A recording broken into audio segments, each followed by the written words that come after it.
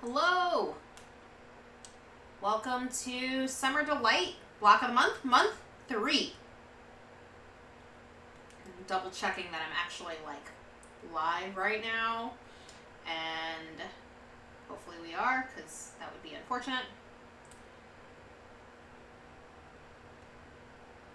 And we'll get started.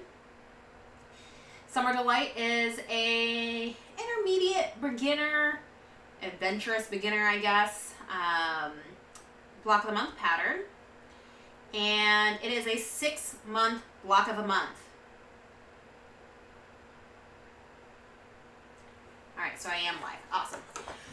Alright, it's a 6-month block of the month. We are doing this quilt.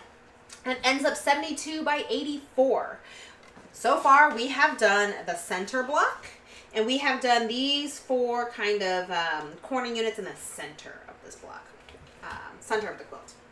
Today, month 3 is the month that we are going to make the most number of blocks in any other block, any other month. We are making all of these kind of like, I don't even know what we would call them. They're hourglass blocks, but they're strip pieced, but there are 16 blocks. There are a lot of blocks, all right? There are going to be 8 and 8 of the 2 different types of blocks that we are going to be making. So if you had bought this kit from a shop, they may or may not have given you some of the fabric in month 2 that said hold for month 3. Either way, you should end up with 4 different colors. I gotta look at my quilt kit again. So you should have fabric F, which is this green, fabric I, which is the blue, fabric K, which is this like coral color, and fabric L, which is this dark purple. You should also have some background fabric, and when you are cutting your strips, you are cutting big, small, and then you'll have big and small of your background fabric as well. So this quilt, this month, we are doing a ton of strip piecing. All right, so I already did 1 set, but I'm going to demo strip piecing the other set. So, again, I forgot I actually have the quilt here. We are making this block and this block here. Okay, so that is the blocks that we're going to make. I'm going to put this quilt aside for now. But we're going to be doing some strip piecing. And one of the tools that I have for you for optional is this quarter square triangle ruler by Creative Grids. It is CGRT 90. It's a 90-degree quarter square triangle. So this will help a lot for cutting out the different pieces for this month specifically. I use this ruler in some of my patterns here or there, but super handy. I also give instructions in the pattern on, if you don't own this ruler, how you would do this with a normal straight ruler. And I will demo both of these today. All right, so for the first one we're going to do, we are going to sew a short piece, a small piece, with a big piece, like so. The green and the blue go together, and the purple and the coral go together. And I'm going to sew a fatter piece with the blue piece. Okay, we're going to sew those 2 together along the long edges. Now, before we go and get those sewn, I'm going to talk a little bit about how you're going to cut these strips. So you want your strips as straight as possible, which means you are going to be cutting on the fold for this strip. Now, when you're ironing out your width of fabric pieces and your bolted piece, you're going to iron everything out. And then when you cut, you want to make sure that your straight edge, the long edge that you're cutting, and one of the folded edges, or rather the folded edges, is along one of the lines, right? So you want that great perpendicular strip where it folds. Otherwise, when you open up the strip, your strip won't be straight across that fold. It'll be, kind of wonky one way or another. And you want a great, very accurate parallel lines across that fold. So you want to make sure when you're cutting it, you're perpendicular from your fold to the line that you're cutting. Okay? All right. I didn't cut all the whites. I just cut enough for the to make our 2 blocks for today, and then I'll come back and make the rest of the quilt later. So we're going to go ahead and take these here. You're going to sew a short piece and a long piece together. But one is background and one is print.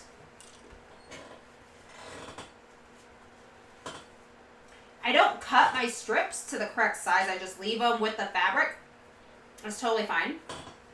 I don't even align the pieces on the shorter edges. I just make sure my cut lines are straight. Like so. Okay. I'm going to take my piece of machine and start sewing a 1/4 inch away with my 1/4 inch foot all the way down.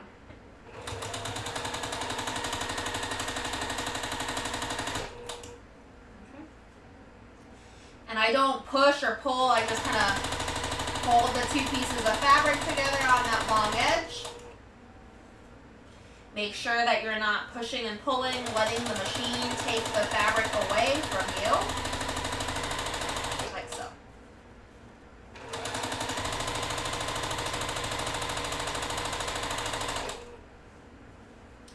Just sort of readjusting and holding the fabric together.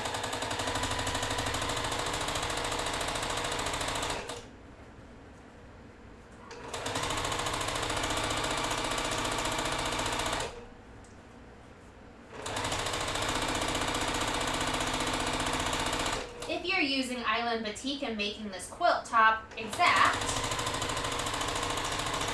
the same as the cover, Island Batik white is very wide compared to the rest of the fabric, so you will have white left over on both sides. Don't worry about that. We're going to be trimming up these edges and trimming out our pieces. Now we're going to use the wider piece and the skinnier blue piece together as such. And we're going to sew these 2 pieces together.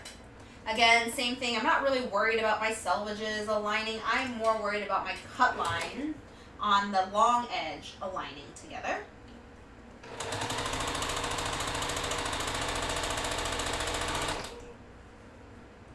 Like so. Okay.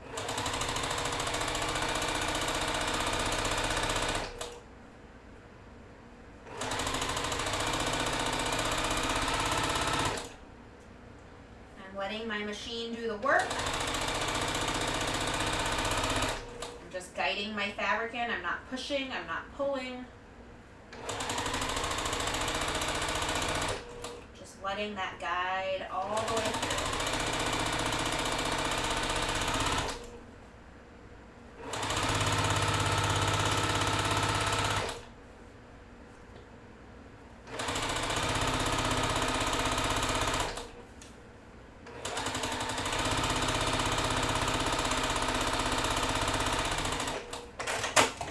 So now you end up with 2 strips.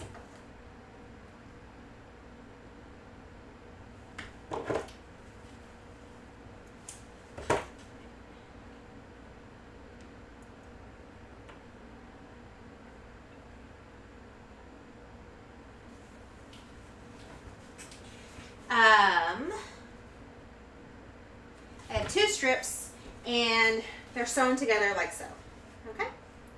And what we're going to do is we're going to press towards the print fabric. Everything on the strip piecing, we're going to press towards the print fabric. My iron needs to heat up for a little bit. But once we actually get those pressed open, what we're going to do is we're going to sew the strips together so they look like this. So there's going to be a long, skinny, skinny, long, or fat. Right? So big strip, little, little, big. Okay? But instead of using the purple and the coral, we're using the blue and the green. All right. I'm going to go ahead, press this open. So the nice thing about pressing this towards the dark fabric, when you are sewing your 2 pieces together now along that center line,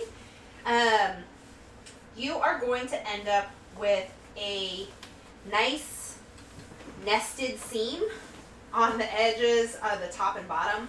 Like you're not sewing over the nested seam, but you're nesting the 2 strip halves together. show you that in just a second.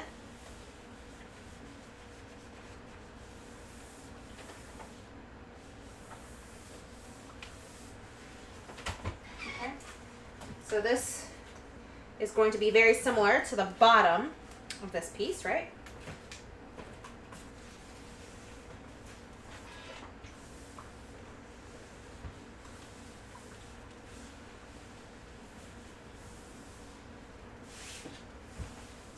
The other thing I want to make mention, you will be doing a ton of these strip piecings.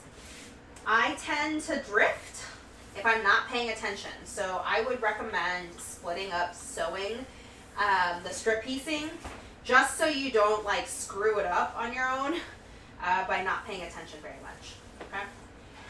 All right, so this is going to be now like the top. Okay. And so when I do right sides together for these, you see how the two smaller width strips are going to then nest together because of my pieces like so.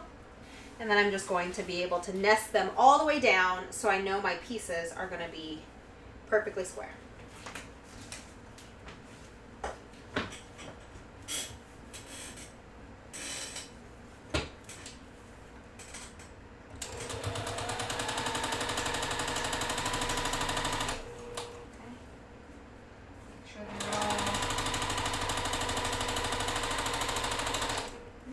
The whole way.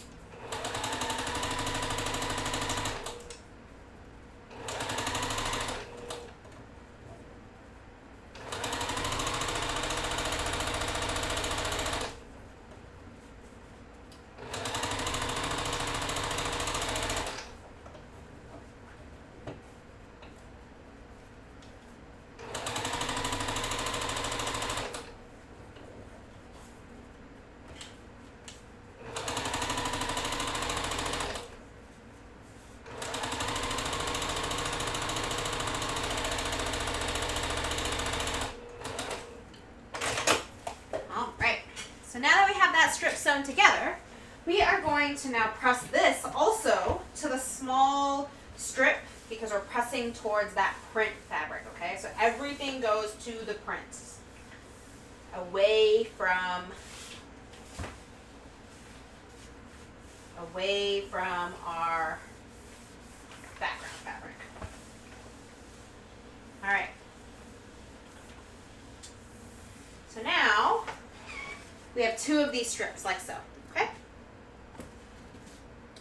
You will have 8 of each, okay?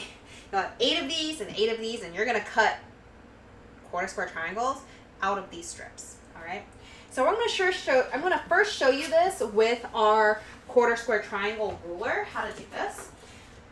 We are cutting 4 of these triangles out of these strips. And one of the things that we're going to do is we're going to say, okay, we're going to align our lines with the quarter square triangle ruler, right? So top and bottom, make sure everything is square. And we are going to go ahead and notice that there's a top little piece there that's not quite a point, right? Because we have our end piece, right? Like, we could theoretically go up a little bit, but this is not quite right there. We have that piece, and then we're going to cut the other side, you know, align it on the other side, and cut this way. So when we do this, we're going to cut 2 and 2 of each.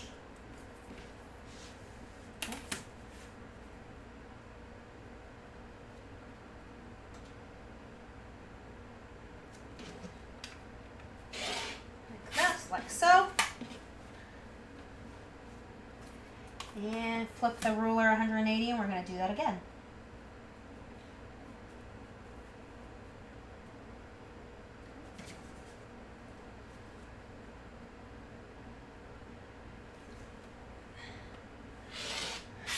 Theoretically, you'll have an extra piece here, but you can save that to do something else.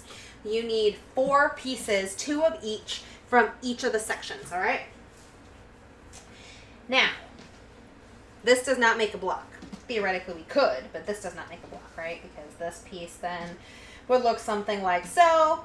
That is not what the piece or the block looks like. We share half and half of this strip and the other strip, okay? So we're gonna cut 4 pieces that look the same, but with blue and green.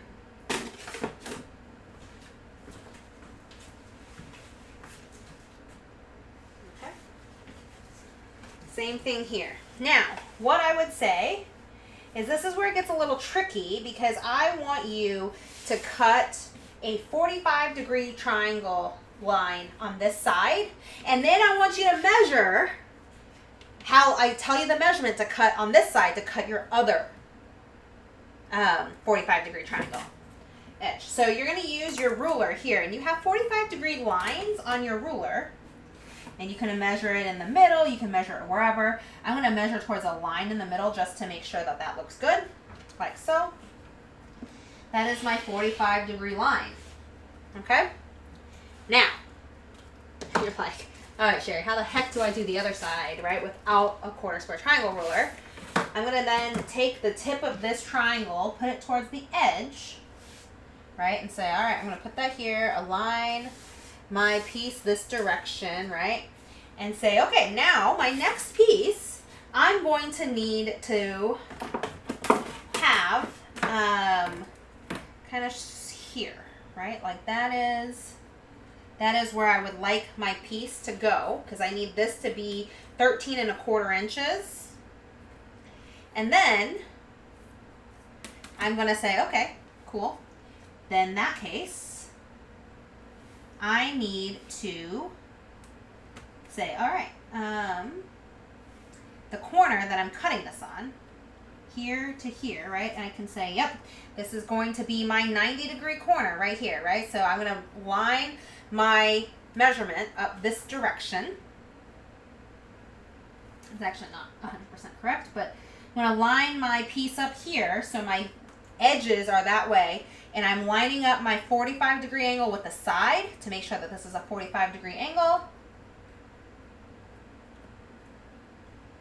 Okay, make sure all of this is square, and I'm going to now cut this side, okay? And notice I have my missing tip as well. And this now is the same size as this triangle, or it should be. Hold it in the hold, look at that. Same triangle, okay? Just a different way to cut it. Now, I'm gonna put that over here because these two go together. Now, I gotta flip this around, right? So this next side, I'm gonna still scoot this over, hit the point at the end, all the way down. I know I'm going to need 13½ or 13¼ sorry. 13¼ here. Now I need to have my point this direction. I probably need to rotate my ruler.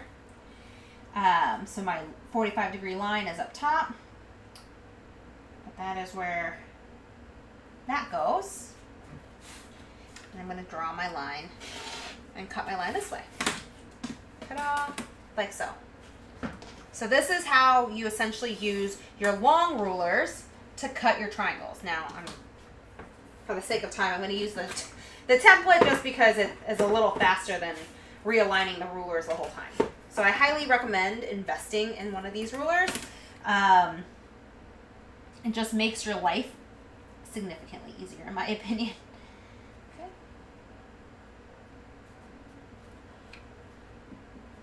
All right, we have that one. Rotate it.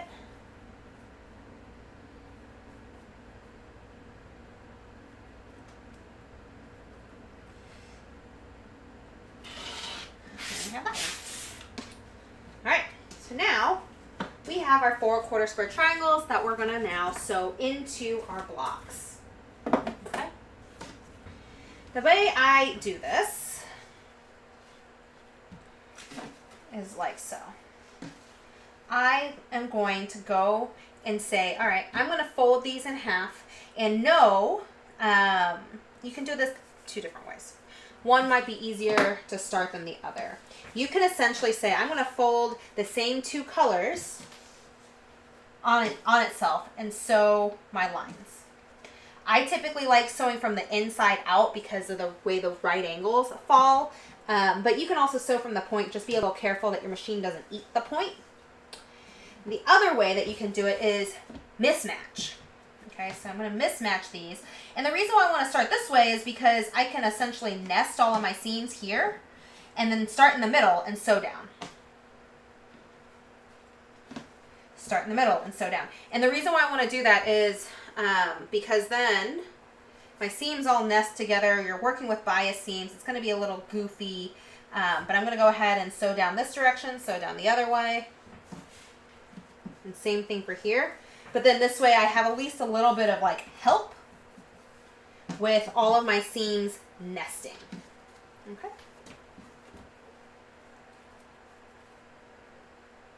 Like so. I'm going to take these 4 pieces and sew them down.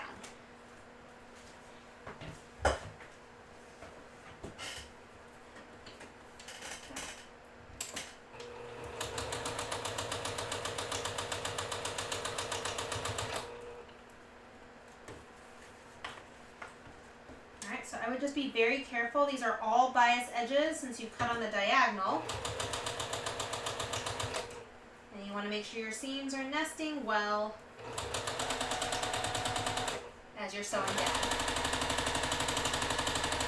Okay. We're going to do it again on this side.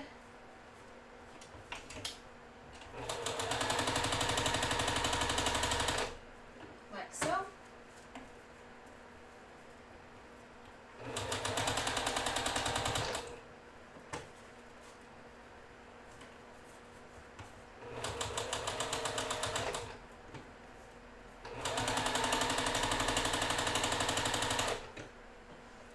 Do the other block.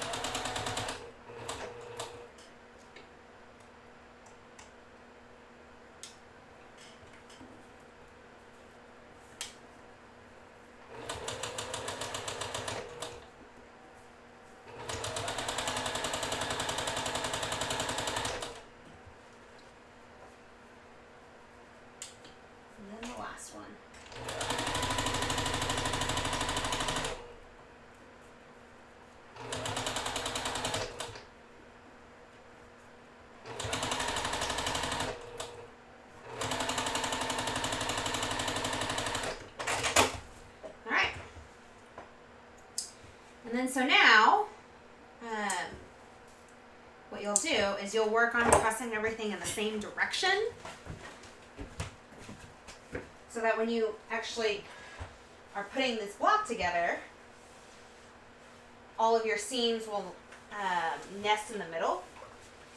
Or rather, at least your seam will nest in the middle because your block will clash on all the other seams for now. But I find it easier just to have clashing on one side than sewing my seams open in this case and dealing with all of the stretch of all the blocks. That's this one here. Like so.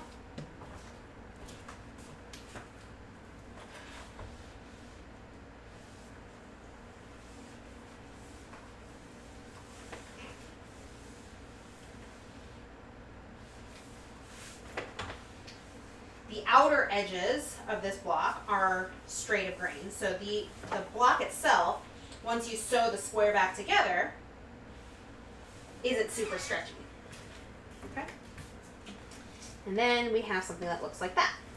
Now this next section, I'm going to take some pins and I'm going to pin them together because I find that's going to be a little bit easier because this entire section is bias and because you end up having all of your seams kind of going the same direction outside of the center seam. So I essentially go through and I say, all right, center seam, check.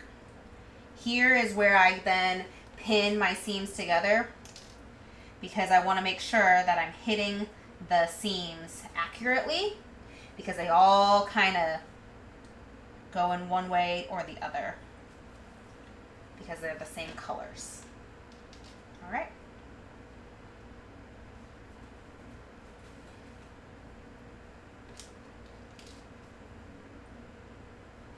Like so. I use Clover fork pins. They are dual. There are 2 pins, so essentially I pin on either side of the seam, and then because I do that, the seams don't really move when I'm sewing. These are also thin enough for me to throw through my machine if I needed, and that I do. As long as you don't hit this pin going 1,000 miles an hour, or super fast, or whatever your fastest speed is, or even medium speed, you really won't break this pin. If you go across your pin at a slower rate, it sews right over it. Okay.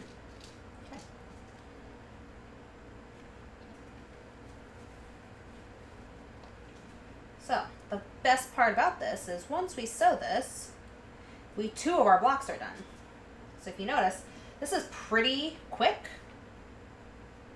in terms of how fast this block gets sewn together.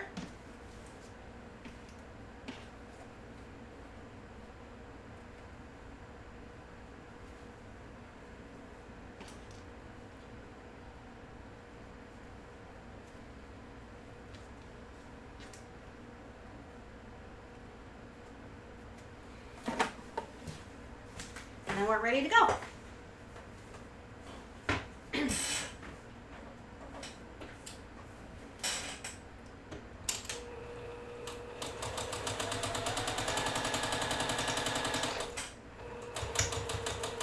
So go across the pin slowly.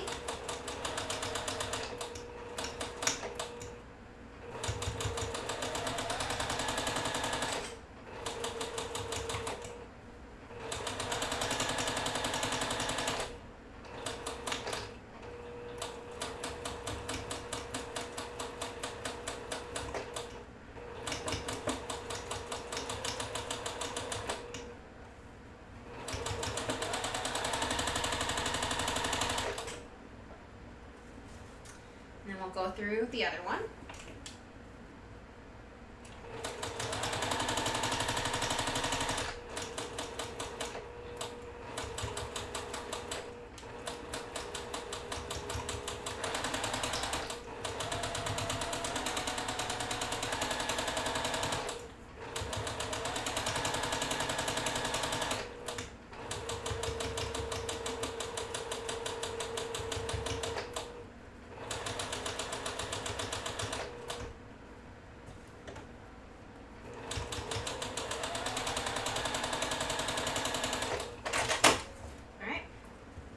Take all these pins out.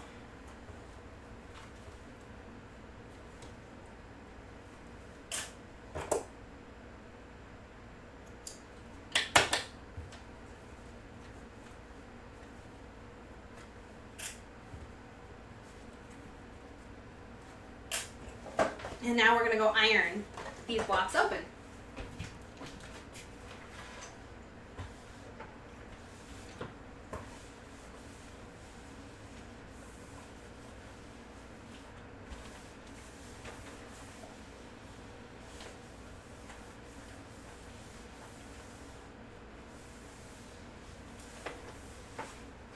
And now you have a perfect block. Let's do the other one. And then what I suggest in this case, you should not need to trim your blocks whatsoever. These should be perfectly sized, but you probably want to do a little bit of checking to make sure that you didn't accidentally make this a little bigger. The other thing that you can also do in this case is trim off the dog ears. So these are 12.5-inch blocks. You know where these go. And you can trim up the different pieces here, right? I find that your blocks will maybe a little small versus big in this case.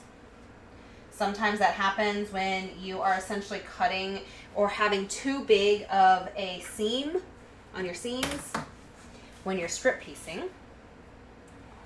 So I like to make sure that I have them all trimmed up and know that when you finally put the quilt together, it's not going to be too noticeable. You just want to make sure that you don't use too big of a seam the whole time. So there you have it. These are the 2 blocks that we are going to be making. And you see this repeated throughout the quilt. Okay? Or rather, this way, I guess. All right? And you will be making 8 of each type of these blocks. Ta-da! So this is month 3. We will be back in July for month 4, and then August for month 5, September for month 6. And then October, we will be doing the full quilt top assembly. I will see you then.